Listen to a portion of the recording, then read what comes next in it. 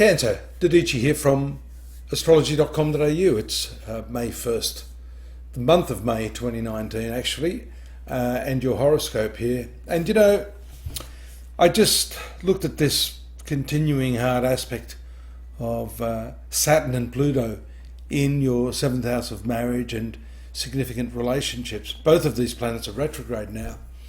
But isn't it funny how we find other ways to deflect or distract ourselves from those pressing problems, especially if those transits are lengthy in nature, as these ones are.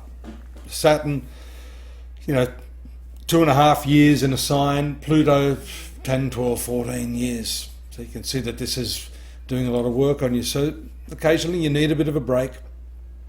Here we see this very powerful escape route for you through your work. Moon, Venus, Mercury in this upper part of your horoscope, while Uranus and the Sun are in your 11th house. These are very, very good placements. These planets are giving good results to you. So perhaps it's not a bad idea to channel this problematic relationship energy or emotional energy that's devitalizing you and take it into these more productive areas, which are lovely here, especially 2nd, 3rd, and then some immediate benefits to you with the moon moving into the 11th house to make contact with Uranus and the Sun. And there, by the way, on the 5th, we see the new moon taking place in this area. Now, the 11th house fulfills in many different ways. It's predominantly the house of friendship, elder siblings, profits from your business if you're running an independent business, but it's also the area that has to do with our humanities. Uranus here is accidentally dignified being in the 11th house of your horoscope right now. So it could be drawing you into finding out more about the world at large, your connection to people generally, and maybe there's a tinge of that in your work.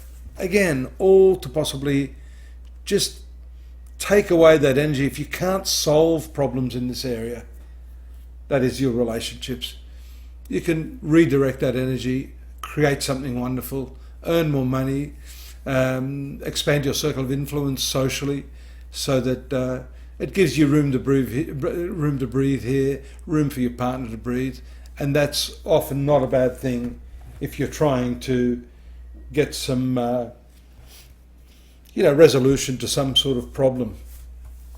Mars in the 12th is not so good. That devitalizes you. It shows an over excessive exertion of energy, which is draining you of energy. You're not utilizing your energy and your resources as best you can. So it's important to look at that, particularly when the moon swings around here, as you can see, around the 7th and the 8th. Bang, it touches over there, it comes back into your sun sign, makes connection with the North Node, which has a lot to do with your karma. And right now, with this planet transiting, I call it a planet, it's not really a planet, but it is a shadowy force of great power, indicating to some extent the meaning of your life, the purpose of your life. The moon crossing that and making its opposition. You notice that these nodes, the North Node and the South Node, not shown here, are playing out in your area of relationships. So that could trigger that around May 10th. Finances on the 11th and 12th as the moon moves through this 2nd house, making both good and troublesome aspects from your work. But that seems to clear up later on, and that's bringing with it the strong power of a full moon just after Mars makes its move into your sun sign. That's going to lift your energy, maybe not on that exact date, but over the coming weeks you should start to see a lot more drive. Albeit being in the sign of Cancer, Mars is a little weak. It still functions better than it was in the 12th, and it will give you an injection of energy, especially leading up to the full moon, as I said, which takes place there in the latter degrees of Scorpio in your 5th house of love affairs, children, creative enterprises.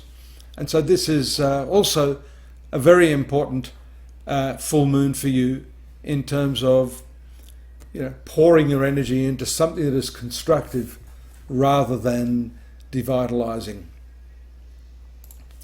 The moon conjoins Jupiter in your 6th house again.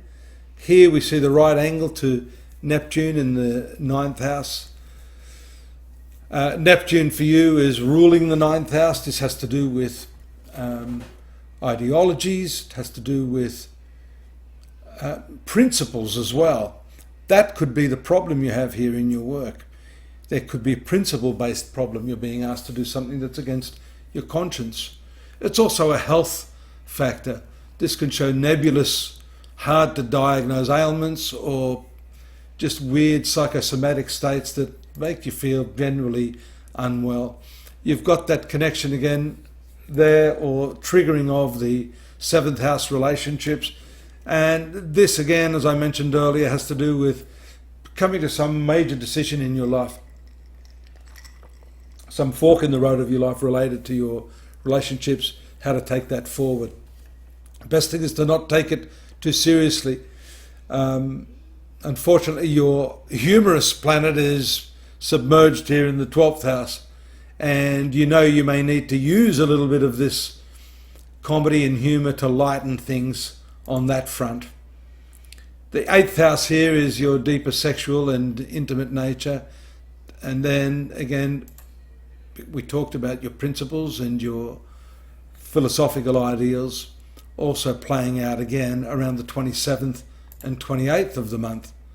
The final days of the month, 29th, 30th, 31st, are back there in your career mode, and a possible opportunity of some sudden and favourable financial windfall on the last day of the month or thereabouts as the moon touches Uranus in your 11th house of gains.